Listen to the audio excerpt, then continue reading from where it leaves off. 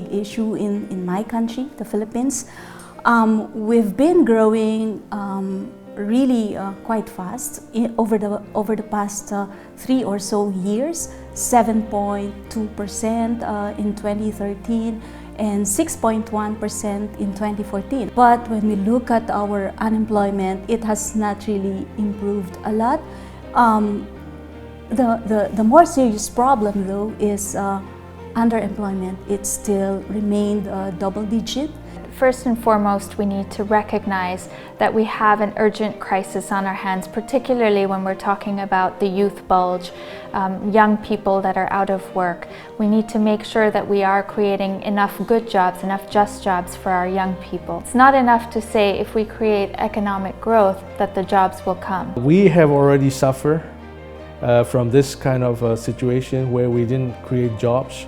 We would just leave out of the country. So this is where we became the largest source for migrant workers within Southeast Asia. So we have 45 million migrant workers living in Thailand and Malaysia, and then also Singapore, and to earn income. So if we can't do that, they will become migrant workers. Having jobs, is it only livelihood or is it about empowerment? Is it that the woman will only survive or will thrive?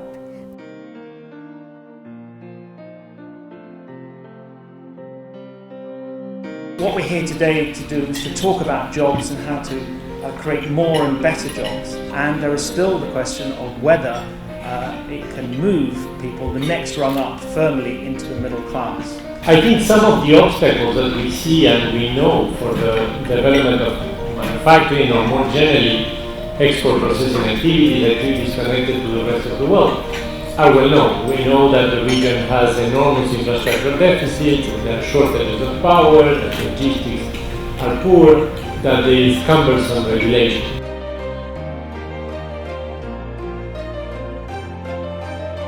The first thing to me that's important is for us to identify in which segment of the global value chain can we position our industries.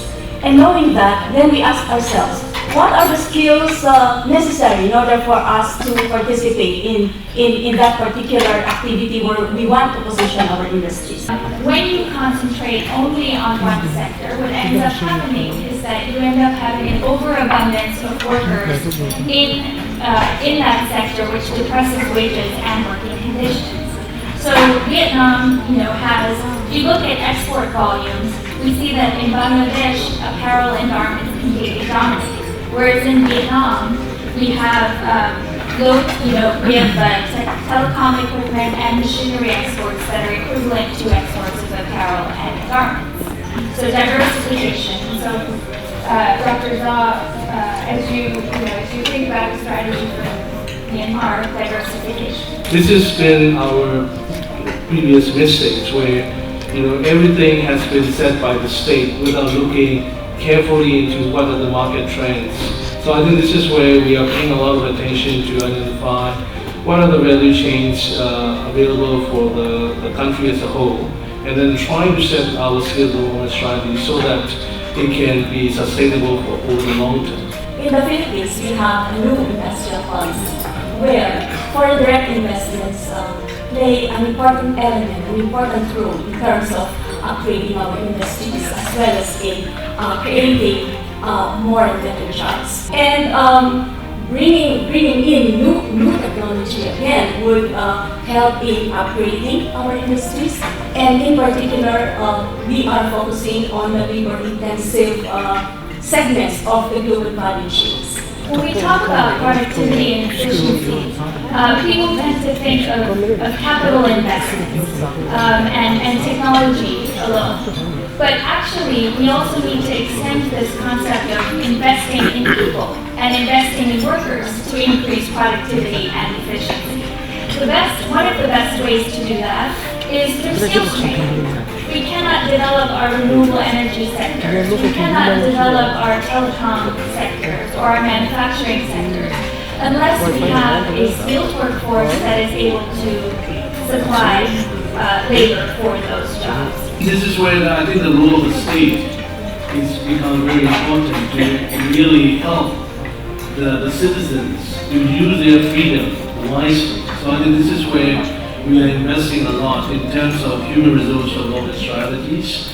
This is where we are now setting up a kind of a natural resource fund that can tie to the human resource development, so that whatever that we can accumulate out of the natural resource revenues can be linked with human resource development. So essentially we can replace the human resources with the natural resources in order to achieve the economic growth which can be inclusive and sustainable. I think the skill training need to be very market oriented. Sometimes there are skill training which is the products people learn or technology they learn, but it's not selling. The best skills policy that this stage I ever had was to put everyone to work, because you learn a lot through the factory job, you learn a lot through your work, you learn basic things like punctuality, reliability, teamwork.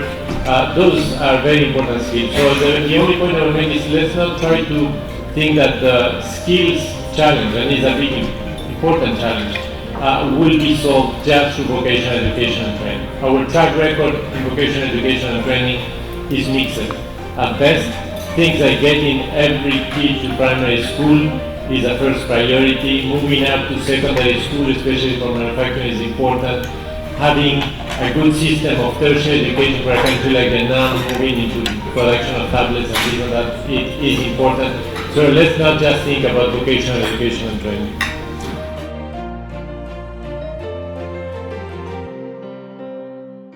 Our research support helps countries to understand range of issues around quality of employment, about wages, about working conditions.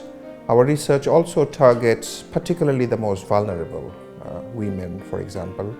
Women's economic empowerment and entrepreneurship is a big area of focus. So we generate evidence base to understand the importance of the issue of both more jobs but also better jobs. As a latecomer, we need to learn a lot from others. In that regard, I really like to thank the IDRC and the Just Jobs for providing us kind of a resources that we needed badly right now. For instance, like in our negotiations, and my think tank being the facilitator of these negotiations, we are being helped by the more far-sighted policies of the IDRCs and then the Just Jobs for helping us to have a kind of a knowledge and expertise to be able to help in this kind of situations. Because Myanmar is such a country where there are so many gaps. And the knowledge gap is one of the most difficult one to overcome. And then we are trying to get a lot of knowledge from outside to fill the gap. Just Jobs, whose direction, whose main focus is also on the creation of more and better jobs, attaining inclusive growth. Same thing also is being promoted by the IDRC, being advocated for by the IDRC group. And that is very much aligned with what we are doing in the Philippines. Ultimately, if I face domestic violence, if I face inequality, mentally I'm so tortured. And that is very important through Just Jobs and IDRC to raise awareness that rights of workers, right of women need to be seen as a human rights and should be treated equally, and the employer and employee is a partnership. What we actually need to focus on is coming up with employment-driven growth strategies, and that is where Just Jobs focuses a lot of its efforts. We are all about trying to find the ways that a job creation strategy would yield economic growth.